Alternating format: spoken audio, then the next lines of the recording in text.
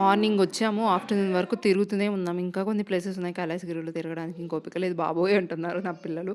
ఇంకా మాకు కూడా లేండి తినడానికి వచ్చేసామనమాట. చికెన్ మంచూరియా అండ్ ఇక్కడ బిర్యానీ, చికెన్ దమ్ బిర్యానీ, ఇంకా ఫ్రై పీస్ బిర్యానీ ఇవి ఆర్డర్ చేశామనమాట. అవి తినేసి మళ్ళీ రోప్‌వేలోనే కిందకొచ్చేస్తున్నాము. ఇప్పుడు ఫుల్ ఆన్ ఎక్సైటెడ్. అసలు సడెన్‌గా కింద పడిపోతున్నామా అన్న ఫీలింగ్ వచ్చేసిందనమాట. అండ్ ఆ వ్యూ అసలు ఏమందుంది ఆ వ్యూ పాయింట్ సూపర్ అండి. చాలా బావుంది. Next RK బీచ్‌కొచ్చేసాము. బీచ్ రోడ్‌లో మనకు మత్స్యదర్శిని ఉంటుంది ఇక్కడ. సో, దాన్ని చూడ్డానికొచ్చాము. చాలామంది అక్కడుండే లోకల్స్‌కి మత్స్యదర్శిని ఏంటో గూడా తెలీదు. అది ఉందనేది గూడా ఒకటి తెలీదనమాట.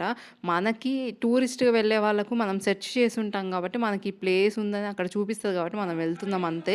లోకల్స్‌కైతే ఐడియా గూడా లేదు. బట్ లోపల ఇంకా మంచిగా డెవలప్ చేసుండొచ్చు. టైల్స్ అయినా, సీనరీ కోసమైనా. ఫిషెస్ అయితే అన్ని రకాలున్నాయి. ఏసీ వేశారు వాటికి కూల్‌గా ఉండడానికి. అంతా బావుంది గానీ, కొంచెం ఇంకొంచెం డెవలప్ చేస్తే టూరిస్టులు ఇంకా రావడానికి మంచి ఇంట్రెస్ట్ ఉంటదనమాట.